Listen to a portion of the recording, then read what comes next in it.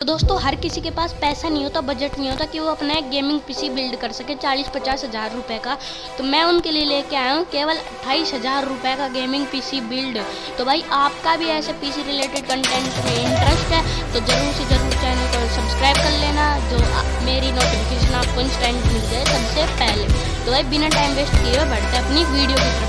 तो भाई हमने इसमें कैबिनेट यूज़ किया है एंटेक NX 200 और ये हमें लगभग पड़ चुका था 2950 का।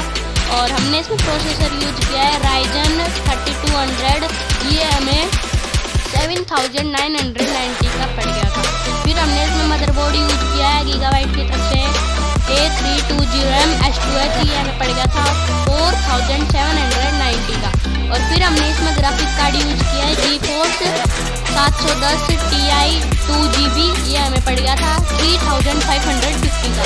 फिर हमने इसमें SMPS यूज किया है 450 वोट का 80+ 3790 का। तो फिर हमने इसमें स्टोरेज में SSD यूज की है 120GB वेस्टर्न डिजिटल की तरफ से आने वाली, ये हमें पड़ गई थी 1890 की। फिर हमने रैम यूज की है ADATA की तरफ से आने वाली 8GB 3000 mAh, ये हमें पड़ गई थी 3190 की। फिर हमने कूलर यूज किया स्टॉक कूलर और वाईफाई हमने लिया है। तो भाई आप लेना चाहो तो ले लेना वरना मत लेना। तो भाई हमने इसमें विंडो अपनी डलवा ली है और टोटल हमें लगभग लग चुके थे 28,900।